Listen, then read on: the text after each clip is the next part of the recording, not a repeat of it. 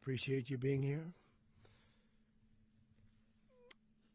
Late last night and early today, at my direction, the United States Armed Forces conducted an extraordinary military operation in the capital of Venezuela.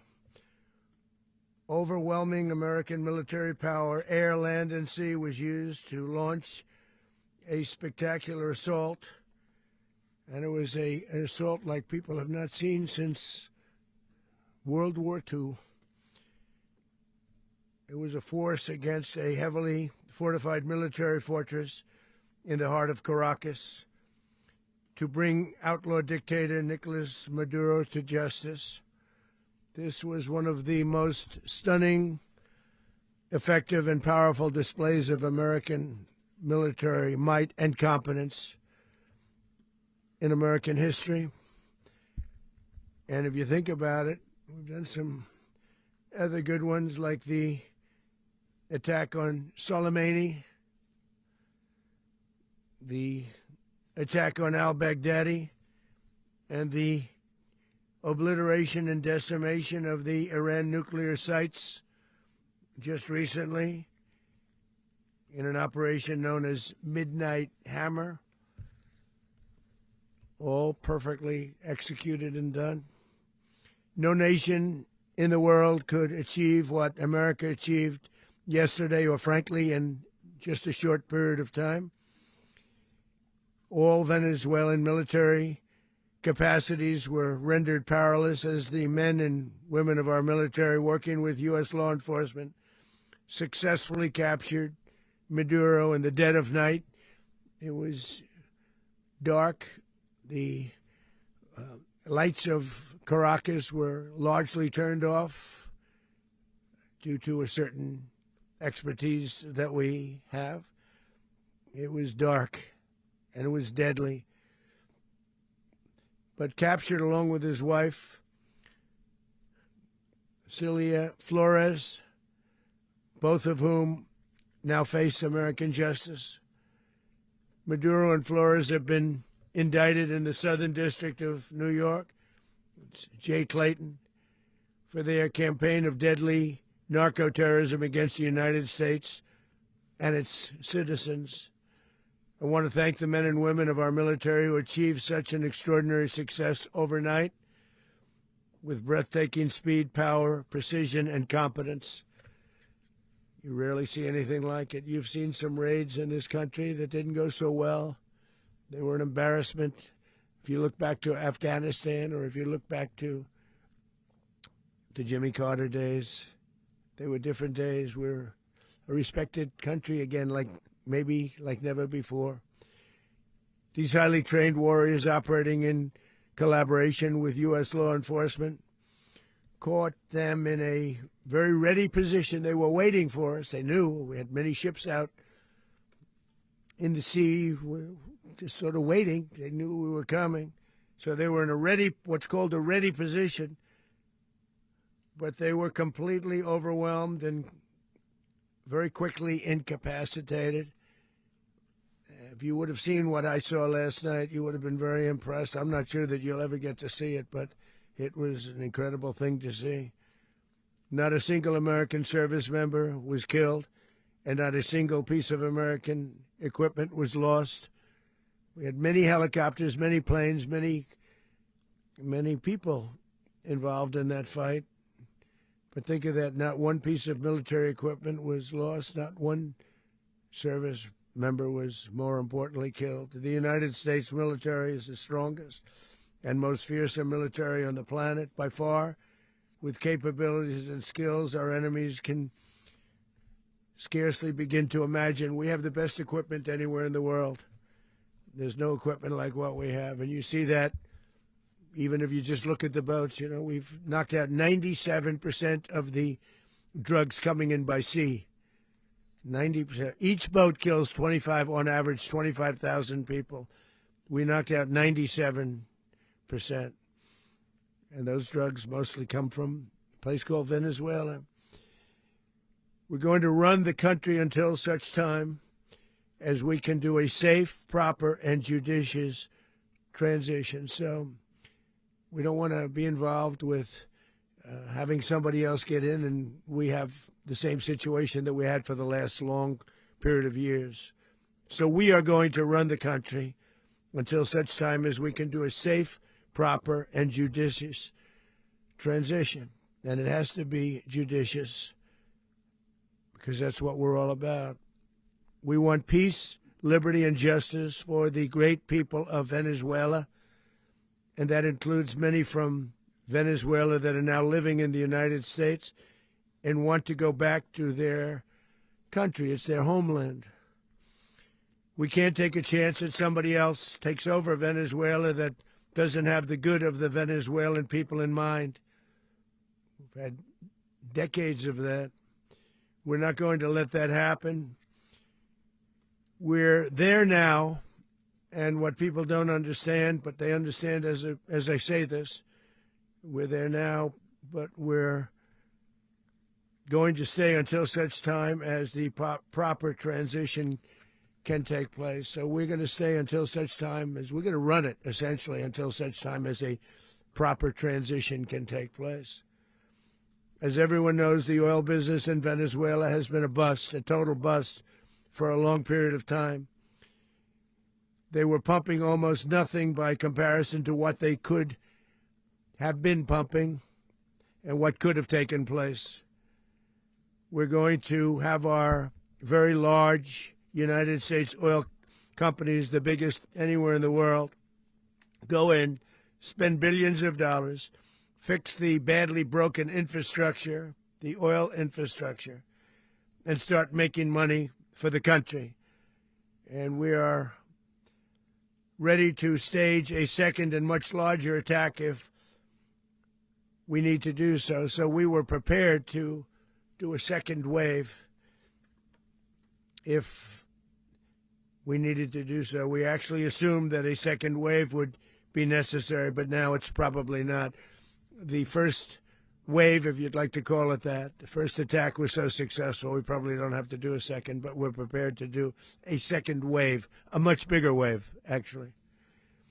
This was pinpoint, but we have a much bigger wave that probably won't have to do. This partnership of Venezuela with the United States of America, a country that everybody wants to be involved with because of what we were able to do and accomplish, will make the people of Venezuela rich, independent, and safe. And it will also make the many, many people from Venezuela that are living in the United States extremely happy. They suffered. They suffered. So much was taken from them. They're not going to suffer anymore. The illegitimate dictator Maduro was the kingpin of a vast criminal network responsible for trafficking colossal amounts of deadly and illicit drugs into the United States. As alleged in the indictment, he personally oversaw the vicious cartel known as Cartel de las Solas, which flooded our nation with lethal poison, responsible for the deaths of countless Americans, the many, many Americans. Hundreds of thousands over the years of Americans died because of him. Maduro and his wife will soon face the full might of American justice and stand trial on American soil. Right now, they're on a ship they'll be heading to, ultimately, New York. And then a decision will be made, I assume, between New York and Miami or Florida. But we have people where the overwhelming evidence of their crimes will be presented in a court of law. And I've seen it. I've seen what we have. It's both horrible and breathtaking that something like this could have been allowed to take place. For many years after his term as president of Venezuela expired, Maduro remained in power and waged a ceaseless campaign of violence, terror, and subversion against the United States of America, threatening not only our people, but the stability of the entire region.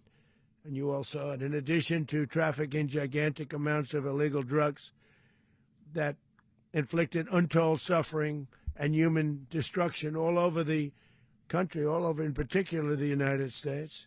Maduro sent savage and murderous gangs, including the bloodthirsty prison gang, Tren de Aragua, to terrorize American communities nationwide, and he did indeed. They were in Colorado. They took over apartment complexes. They cut the fingers off people if they called police. They were brutal, but they're not so brutal now. And I just have to congratulate our military, Pete and everybody, and our National Guard, because the job that they've done, whether it's in Washington, D.C., where we have a totally safe city, where it was one of the most unsafe cities anywhere in the world, frankly, and now we have no crime in Washington, D.C. We haven't had a killing. We had the terrorist attack a few weeks ago, a little bit of a different kind of a threat, but we haven't had a killing in a long period of time, 6-7 months. We used to have two, on average 2 a week in Washington, our capital. We don't have that anymore. The restaurants are opening. Everyone's happy. They're going, they're walking their daughters, they're walking their children, their wives. They walk to restaurants. Restaurants are opening all over Washington, D.C. So I want to thank the National Guard. I want to thank our military. And I want to thank law enforcement. Been amazing. And they should do it with more cities. We're doing it, as you know, and we're doing it in Memphis, Tennessee right now, and crime is down. We've just sort of started a few weeks ago, but crime is down now 77%. And the governor of Louisiana called, great person, and he wanted us to help him, as you know, in a certain very nice part of Louisiana. And we have done that. And it was a rough section, and we have crime down. I understand it's down to almost nothing already after 2.5 weeks. New Orleans, it's down to almost nothing, and we've only been there for 2.5 weeks. Can't imagine why governors wouldn't want us to help. We also helped, as you know, in Chicago, and crime went down a little bit there. We did a very small help because we had no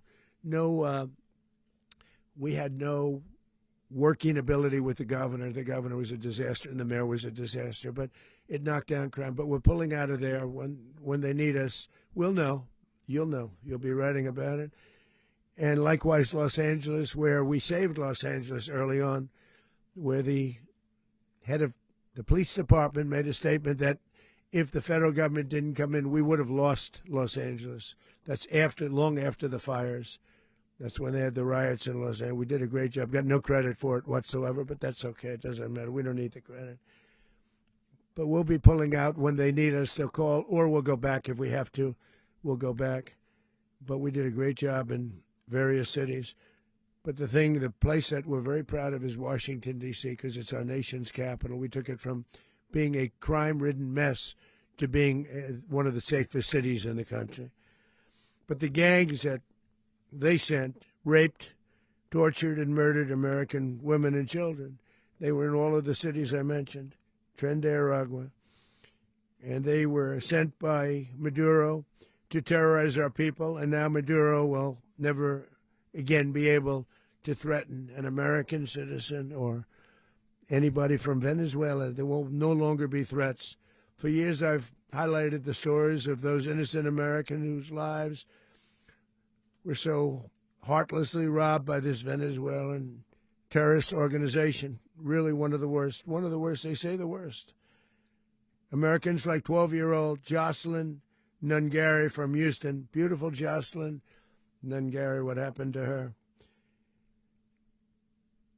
They, as you know, they kidnapped, assaulted, and murdered by Tren de Aragua animals. They murdered Jocelyn and left her dead under the bridge. There was a bridge that will never be the same to so many people after seeing what happened.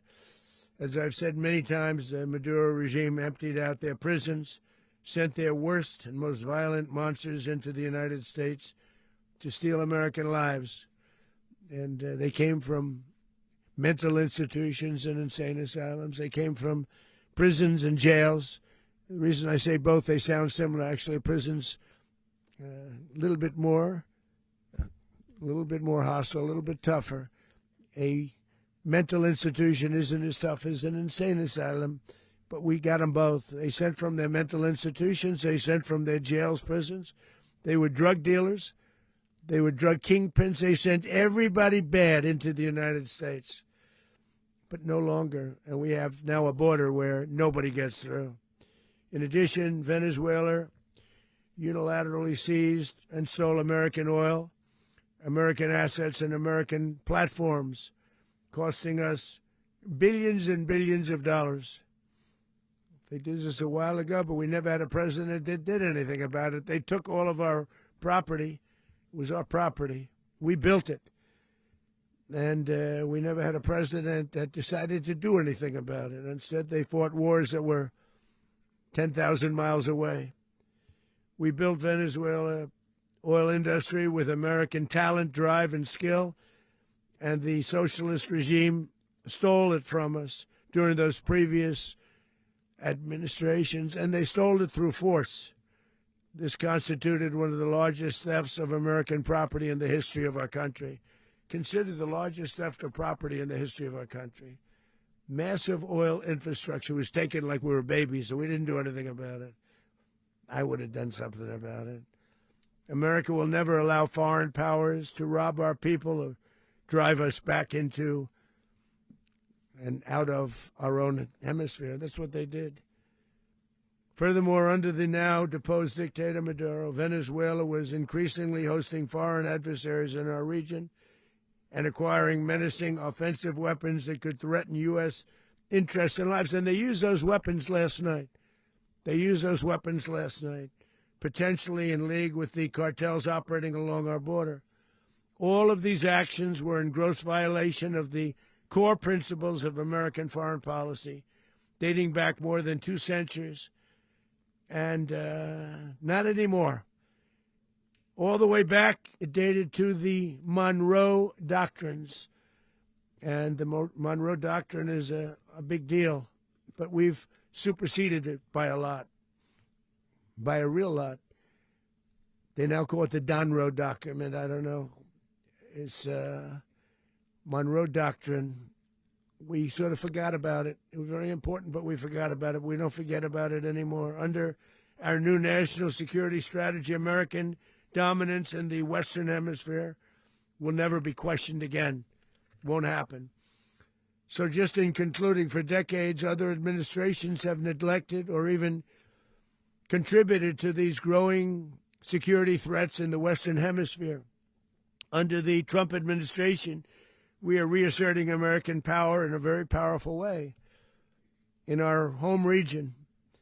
And our home region is very different than it was just a short while ago. The future will be, and we did this in my first term.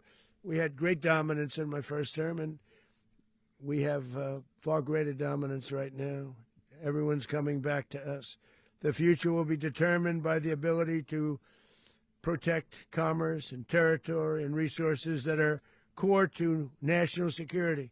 These are core to our national security. Just like tariffs are, they've made our country rich, and they've made our national security stronger than ever before. But these are the iron laws that have always determined global power, and we're going to keep it that way. We will secure our borders. We will stop the terrorists. We will crash the cartels, and we will defend our citizens against all threats, foreign and domestic. Other presidents may have lacked the courage or whatever to defend America, but I will never allow terrorists and criminals to operate with impunity against the United States. This extremely successful operation should serve as warning to anyone who would threaten American sovereignty or endanger American lives. Very importantly, the embargo on all Venezuelan oil remains in full effect. The American Armada remains poised in position, and the United States retains all military options until United States demands have been fully met and fully satisfied. All political and military figures in Venezuela should understand what happened to Maduro can happen to them, and it will happen to them if they aren't just fair, even to their people. The dictator and terrorist, Maduro, is finally gone in Venezuela. People are free. They're free again. It's been a long time for them, but they're free. America is a safer nation. This morning, it's a prouder nation this morning because it didn't allow this horrible person and this country that was doing very bad things to us. It didn't allow it to happen. And the Western Hemisphere is right now a much safer place to be. So I want to thank everybody for being here. I want to thank General Raisin Kane. He's a fantastic man. I've worked with a lot of generals. I worked with some I didn't like. I worked with some I didn't respect. I worked with some that just weren't good. But this guy is fantastic. I watched last night one of the most precise attacks on sovereignty. I mean, it was an attack for justice. And I'm very proud of him, and I'm very proud of our Secretary of War, Pete Hegseth, who I'm going to ask to say a few words. Thank you very much.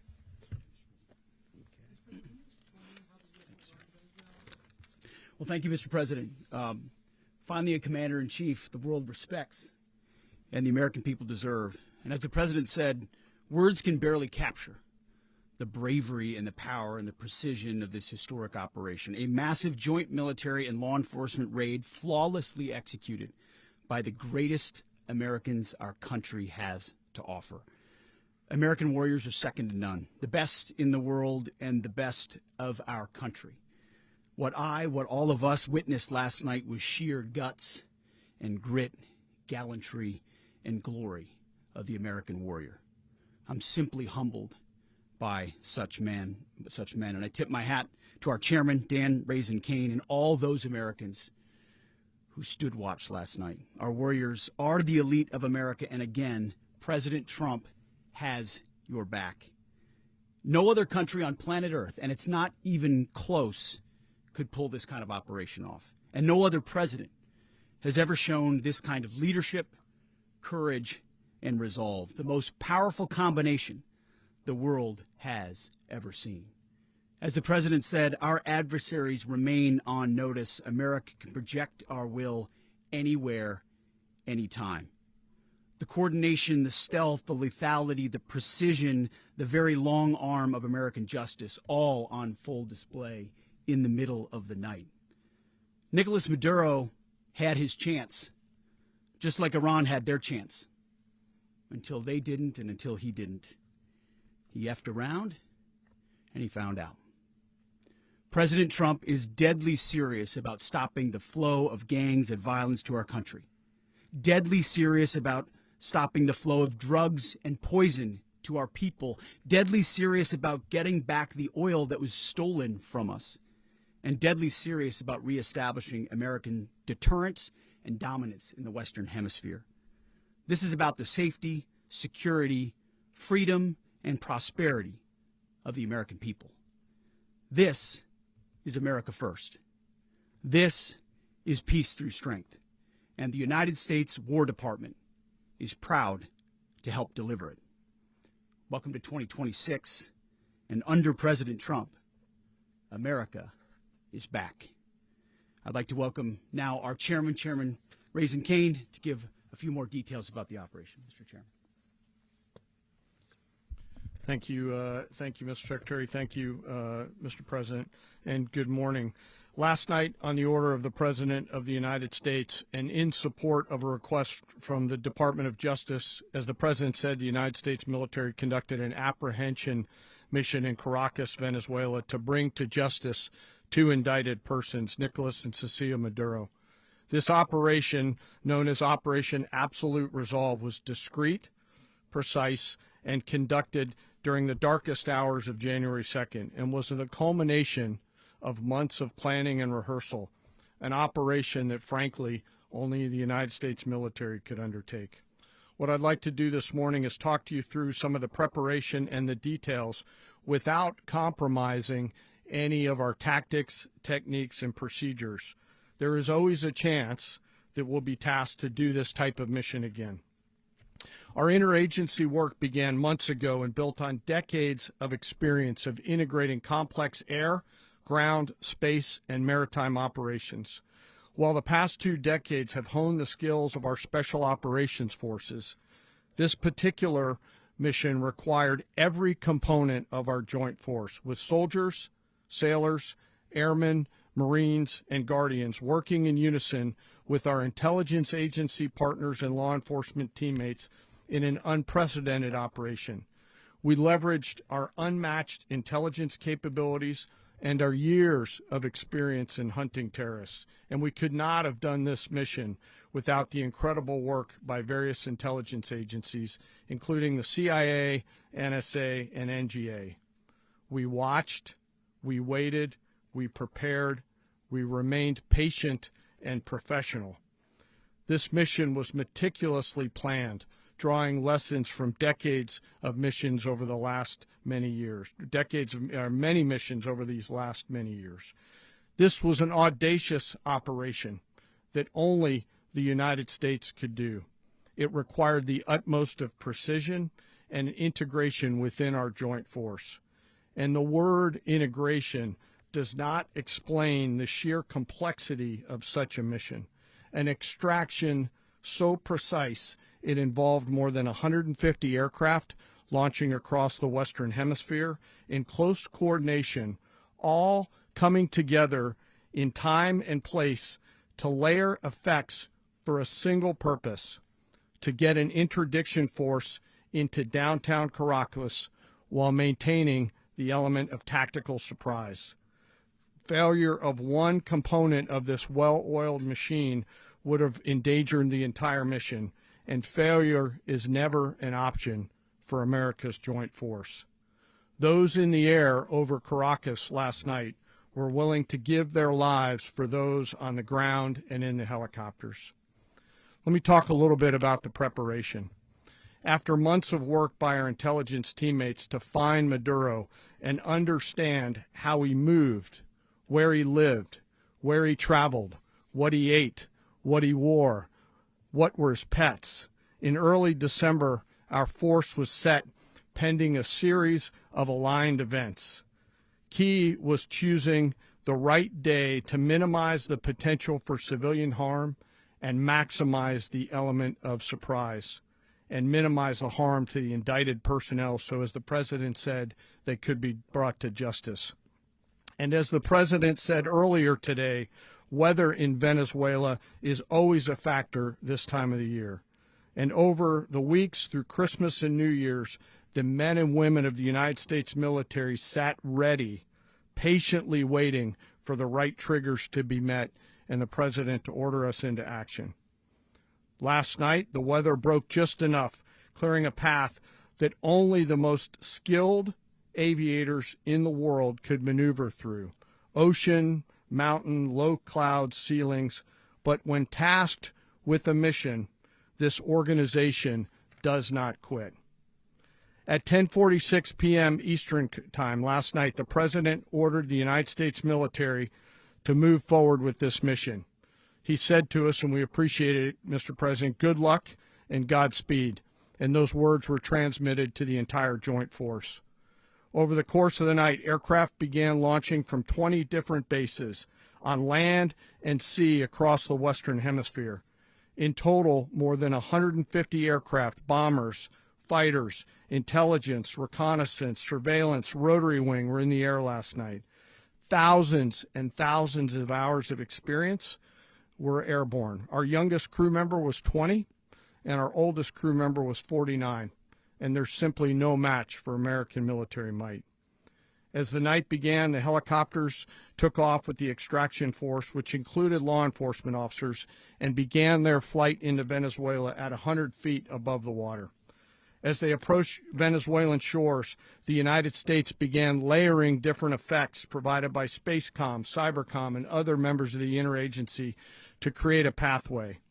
Overhead, those forces were protected by aircraft from the United States Marines, the United States Navy, the United States Air Force, and the Air National Guard. The force included F-22s, F-35s, F-18s, EA-18s, E-2s, B-1 bombers, and other support aircraft, as well as numerous remotely piloted drones. As the force began to approach Caracas, the Joint Air Component began dismantling and disabling the air defense systems in Venezuela, employing weapons to ensure the safe passage of the helicopters into the target area. The goal of our air component is, was, and always will be to protect the helicopters and the ground force and get them to the target and get them home. As the force crossed the last point of high terrain where they'd been hiding in the clutter, we assessed that we had maintained totally the element of surprise. As the helicopter force ingressed towards the objective at low level, we arrived at Maduro's compound at 1:01 a.m. Eastern Standard Time, or 2:01 a.m. Caracas local time, and the apprehension force descended into Maduro's compound and moved with speed, precision, and discipline towards their objective and isolated the area to ensure the safety and security of the ground force while apprehending the indicted persons. On arrival into the target area, the helicopters came under fire, and they replied with that fire with overwhelming force in self-defense. One of our aircraft was hit but remained flyable, and as the President said earlier today, all of our aircraft came home, and that aircraft remained flyable during the rest of the mission.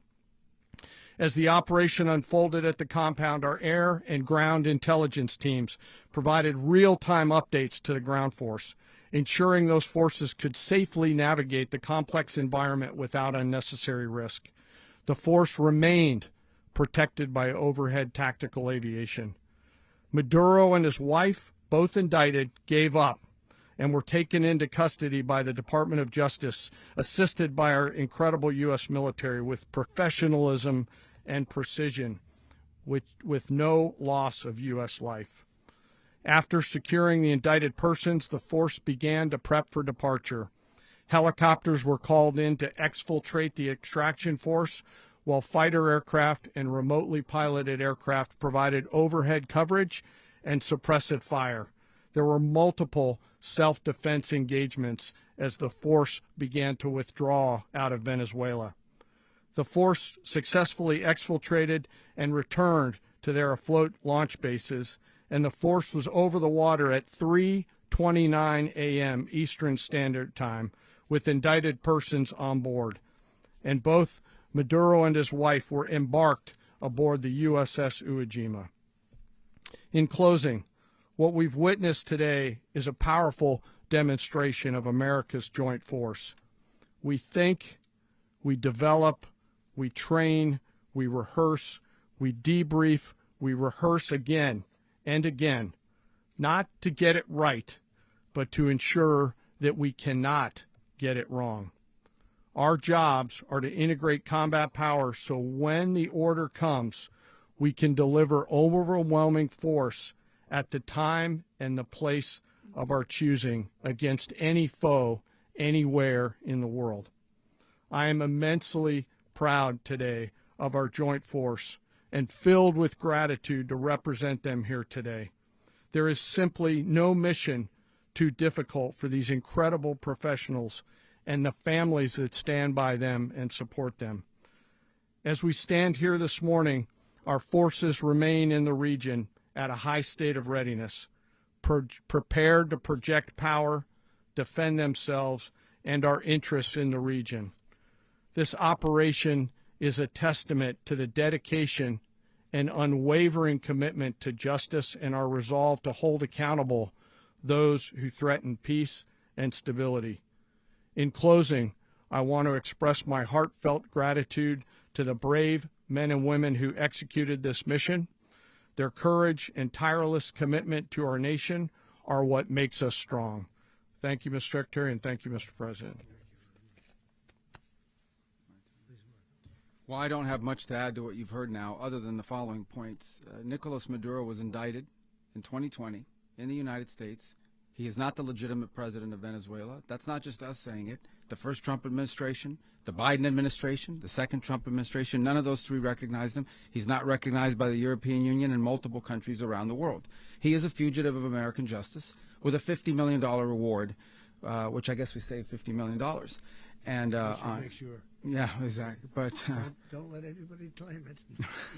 Nobody deserves it but us. but I want to be clear about one thing. Nicolas Maduro had multiple opportunities to avoid this. He was provided multiple very, very, very generous offers and chose instead to act like a wild man, chose instead to play around.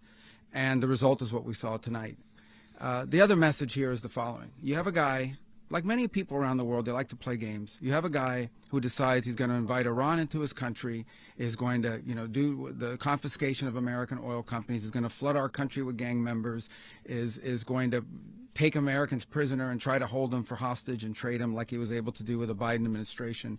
Basically likes to play games all this time and thinks nothing's going to happen. And I hope what people now understand is that we have a president. The 47th president of the United States is not a game player. When he tells you that he's going to do something, when tells you he's going to address a problem, he means it. He actions it.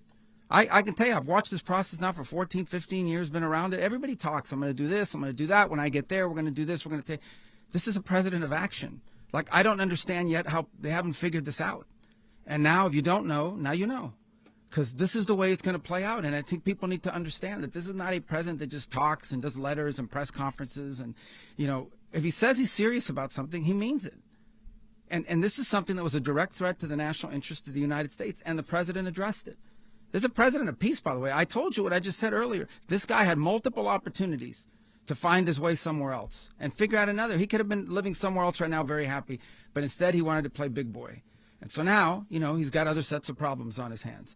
And but I think the message here should be for the world. Look, the president doesn't go out looking for people to pick fights with. He's not generally wants to get along with everybody. We'll talk and meet with anybody. But don't play games. Don't play games with this president's in office because it's not going to turn out well. And so I hope that, I guess that lesson was learned last night, and we hope it'll be instructive moving forward. Is that a message for Cuba, Mr. President?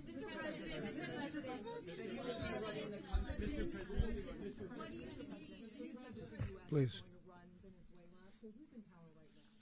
Well, we're going to be running it with a group, and we're going to make sure it's run properly. We're going to rebuild the oil infrastructure, which will cost billions of dollars. It'll be paid for by the oil companies directly. They will be reimbursed for what they're doing, but that's going to be paid. And we're going to get the oil flowing the way it should be. As you know, it was just a minor flow. It was actually a minor flow for what they have. But we're going to run it properly, and we're going to make sure the people of Venezuela are taken care of. We're going to make sure the people that were forced out of Venezuela by this thug are also taken care of. President, does the U.S. running the country mean that U.S. troops will be on the ground? How will that work? Well, they always say boots on the ground. Oh, so we're not afraid of boots on the ground if we have to have. We had boots on the ground last night at a very high level, actually. We're not afraid of it. We don't mind saying it. But we're going to make sure that that country is run properly. We're not doing this in vain. This is a very dangerous attack. This is an attack that could have gone very, very badly. Could have gone very badly. We could have lost a lot of people last night. We could have lost a lot of dignity. We could have lost a lot of equipment. The equipment is less important, but we could have lost a lot. And we're going to make sure that this is proper. We're there now. We're ready to go again if we have to. We're going to run the country right. It's going to be run very judiciously, very fairly. It's going to make a lot of money. We're going to give money to the people. We're going to reimburse people that were taken advantage of. We're going to take care of everybody. It's very important. We couldn't let them get away with it. They stole our oil. We built that whole industry there, and they just took it over like we were nothing. And we had a president that decided not to do anything about it. So we did something about it. We're late, but we did something about it. Yeah, please. Mechanism by which you're going to run the country? Are you going to designate a U.S. official to coordinate? Yes, it's all being done right now. We're designating people. We're talking to people. We're designating various people, and we're going to let you know who those people are. Would run Venezuela? Well, it's largely going to be for a period of time the people that are standing right behind me. We're going to be running it. We're going to be bringing it back. It's a dead. I talk about a dead country.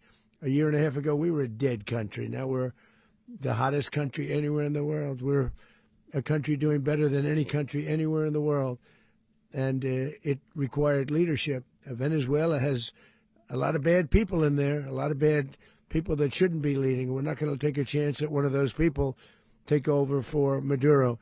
So you can look at, and others, we have fantastic people, including people in the military. So we're going to have a group of people running it until such time as it can be put back on track, make a lot of money for the people, and give people a great way of life, and also reimbursement for people in our country that were forced out of Venezuela. Rubio would be. You said earlier today that you weren't going to back Machado to come back and be the opposition leader in your Fox and Friends interview. And then you also mentioned the vice president of Venezuela. Are you going to work with the vice president of Venezuela, or how do you foresee the relationship Well, going? I understand she was just sworn in, but she was, as you know, picked by Maduro. So Marco's working on that directly. He just had a conversation with her, and she's essentially willing to do what we think is necessary to make Venezuela great again. Very simple. Mr. President, Colombian President Gustavo Petro, a couple weeks ago, he said he's got to watch his ass. And today he said he's not concerned about anything happening to him in the aftermath of this operation. So just what your message is Well, about he that. has cocaine mills. He has factories where he makes cocaine. And, yeah, I think I stick by my first statement. He's making cocaine. They're sending it into the United States. So he does have to watch his ass. Mr. President, did you notify any members of Congress in advance? Marco, do you want to talk about that? Because you were involved in it. Sure. We call members of Congress immediately after. This was not the kind of mission that you can do congressional notification on. It was a trigger-based mission in which conditions had to be met night after night. We watched and monitored that for a number of days. So it's just simply not the kind of mission you can call people and say, hey, we may do this at some point in the next 15 days. But it's largely a law enforcement function. Remember, at the end of the day, at its core, this was an arrest of 2 indicted fugitives of American justice, and the Department of War supported the Department of Justice in that job. Now, there are broader policy implications here, but it's just not the kind of mission that you can pre-notify because it endangers the mission. Plus, if I could add one thing to that, Congress has a tendency to leak. This would not be good. If they leaked, General, I think it would have been maybe a very different result. But I have to say, they knew we were coming at some point, We had a lot of ships out there. They sort of knew we were coming. We went there. But Congress will leak, and we don't want leakers. People to watch this all play out live. What was Maduro doing when the U.S. forces entered what I assume would be his home? And also, was there any point where the U.S. was considering if Maduro pushed back or resisted killing Maduro? It could have happened. It could have happened. He was trying to get into a safe place. You know what a safe place is, all steel. And he wasn't able to make it to the door because our guys were so fast. They went through the opposition so fast. And there was a lot of opposition. People were wondering, did we get them by surprise? Sort of surprised, but they were waiting for something. It was a lot of opposition. There was a lot of gunfire. You saw some of it today. But he was trying to get to a safe place, which wasn't safe because we would have had the door blown up in about 47 seconds, they say on average, regardless of how thick the steel was. It was a very thick door. It was a very heavy door, but he was unable to get to that door. He made it to the door. He was unable to close it. Go ahead, finish. To be in the time being right now, do you know his exact Well, whereabouts? eventually, ultimately, in the near future, he's going to be brought to New York. And where is he going to be held? Where is he going to be held in New York? Do you know? That's going to be up to the officials that do these things. Mr. President, the U.S. has something of a mixed track record of ousting dictators without necessarily a plan for what comes afterwards. Not with Did me. that weigh on your decision? Well, that's when we had different presidents, but with me, that's not true. With me, we've had a perfect track record of winning. We win a lot, and we win. If you look at Soleimani, you look at al-Baghdadi, you look at the Midnight Hammer. Midnight Hammer was incredible. Right now, you wouldn't have peace in the Middle East. We have essentially peace in the Middle East because of that. If we weren't successful with Midnight Hammer, you wouldn't have peace in the Middle East. So, with me, you've had a lot of victory. You've had only victories. You've had no losses. Yeah. How long do you expect the U.S. to run Venezuela, and how soon do you want Venezuelan people to hold elections? So I'd like to do it quickly, but it takes a period of time. We're rebuilding. We have to rebuild their whole infrastructure. The infrastructure is rotted. It's actually very dangerous. It's blow-up territory. Oil is very dangerous. It's a very dangerous thing to take out of the ground. can kill a lot of people. It has killed a lot of people doing just that. The infrastructure is old. It's rotted. Much of it is stuff that we put there 25 years ago, and we're going to be replacing it. And we're going to take a lot of money out so that we can take care of the country. Yeah. Are you saying that Secretary Rubio and Mr. President, China, Russia, and Iran have interests in Venezuela. How does this operation affect your relationships with them when it comes to the oil and drugs? In terms of China and Russia, Russia when we get things straightened out. But in terms of other countries that want oil, we're in the oil business. We're going to sell it to them. We're not going to say we're not going to give it. In other words, we'll be selling oil probably in much larger doses because they couldn't produce very much because their infrastructure was so bad. So we'll be selling large amounts of oil to other countries, many of whom are using it now, but I would say many more will come.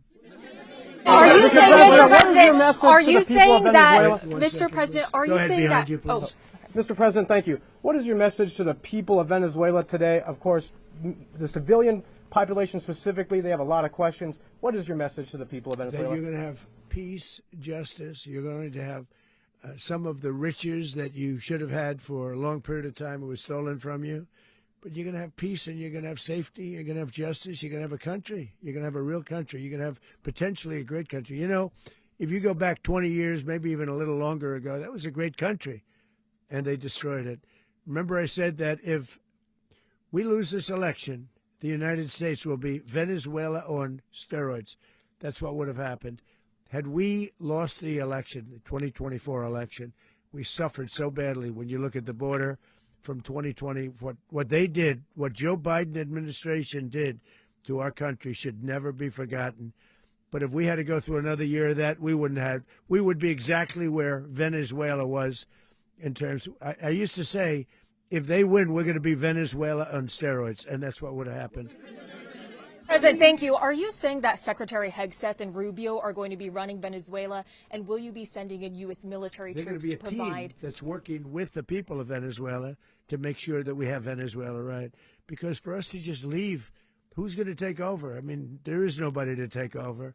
You have a vice president who's been appointed by Maduro, and right now she's the vice president, and she's, I guess, the president. She was sworn in as president just a little while ago. She had a long conversation with Marco, and she said, we'll do whatever you need. I think she was quite gracious, but she really doesn't have a choice. We're going to have this done right. We're not going to just do this with Maduro, then leave like everybody else, leave and say, let it go to hell. If we just left, it has zero chance of ever coming back. We'll run it properly. We'll run it professionally. We'll have the greatest oil companies in the world go in and invest billions and billions of dollars and take out money, use that money in Venezuela. And the biggest beneficiary are going to be the people of Venezuela. And also, I can't stress this strongly enough, the people that got thrown out of Venezuela that are now in the United States. And frankly, some want to stay and some probably want to go back. Yeah.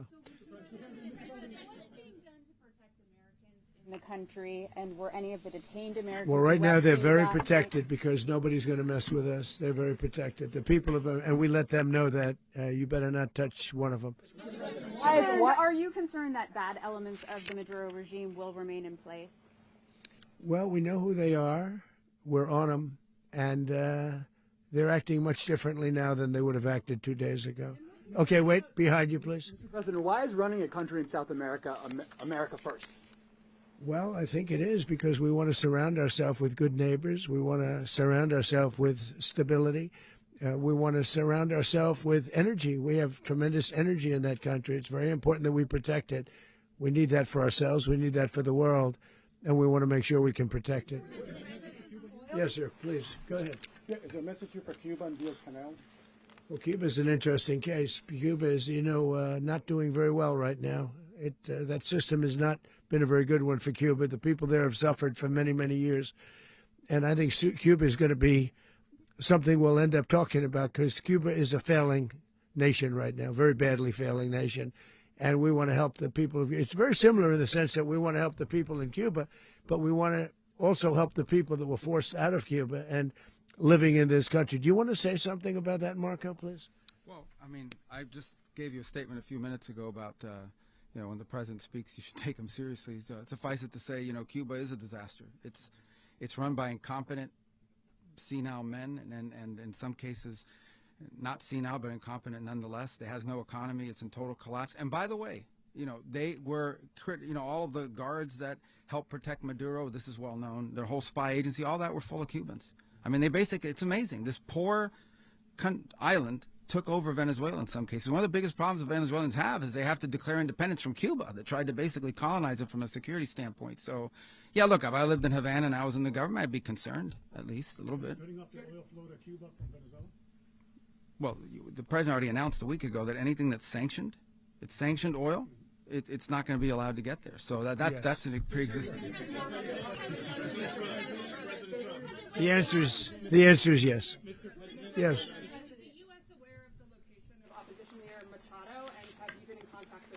No, we haven't. No, we haven't.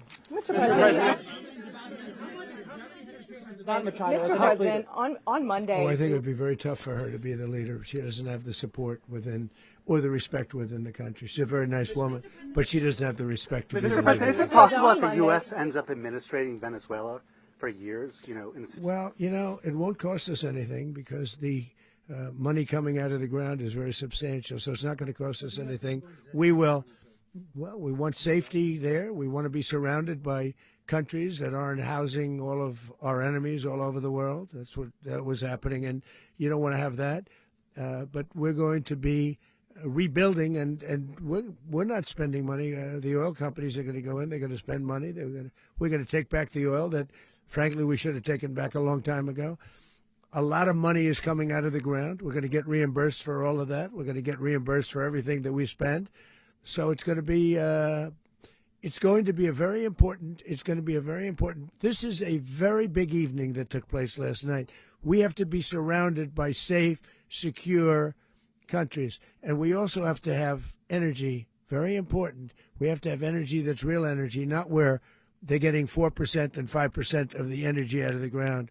You take a look. It was such a disaster. So what's going to happen with Venezuela, I think, over the next period of a year, is going to be a great thing, and the people of Venezuela will be the biggest beneficiaries. Going to send in the U.S. military. Mr. President, thank you. What did you last speak to Maduro about when you spoke? And is the Well, US I don't want to get war into with the Venezuela? conversations, but I did have conversations with him, and I said,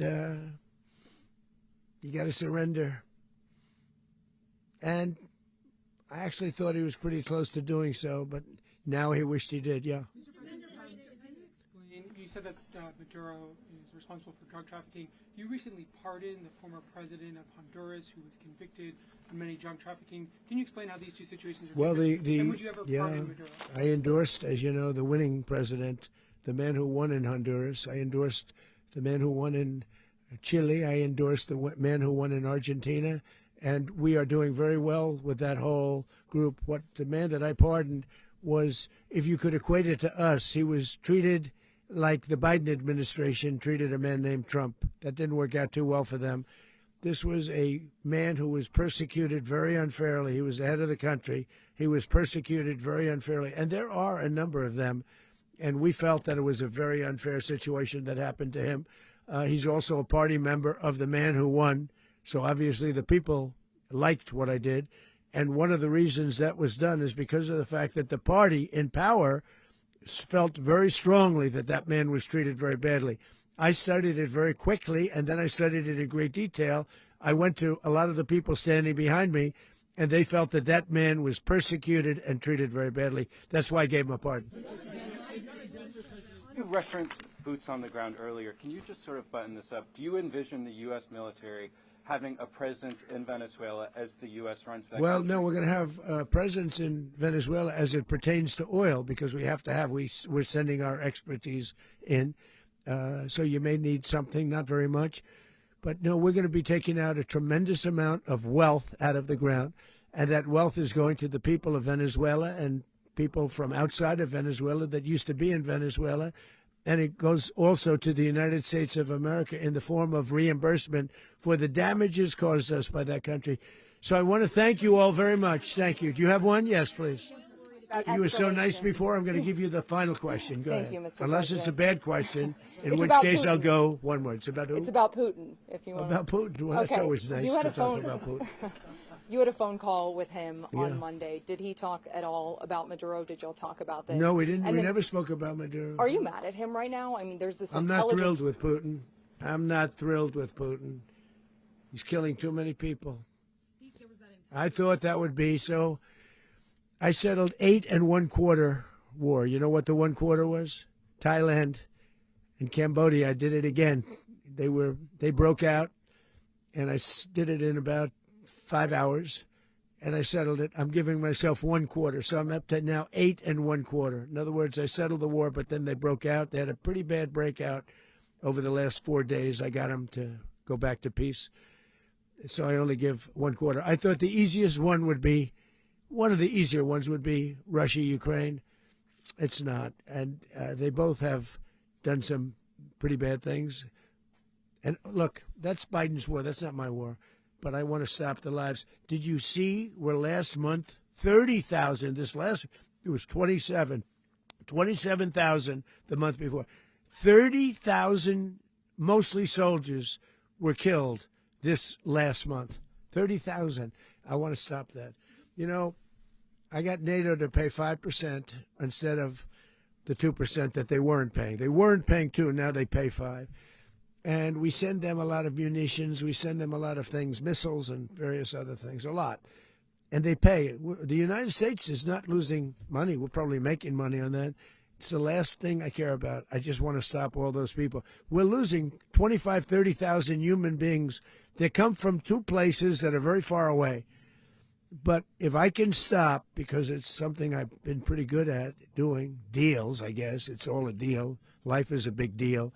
But if I can stop that war and stop 30,000 young people, in addition to the fact that people are being killed in Kiev, people are being killed in other cities throughout, a much smaller number, but they're being killed, viciously killed. So I'm not happy about it. I thought that would be something that would get solved. We have Mr. Witkoff here. I think that we're making progress, but that's a war that should have never happened. If I were president, it would have never happened. Putin says it. Everybody says it. If I were president, that would have never happened. But I inherited that war. That was Joe Biden, Zelensky, and Putin. I came into the situation, and it's a mess. And I will say this. I watched an operation last night that was so precise, that was so brilliant. I mean, it was incredible. If we had our people, like this general and our people involved, that war would not have gone on very long, that I can tell you. That war, to use an old term, that war has become a bloodbath, and we want it to get stopped. Thank you very much, everybody.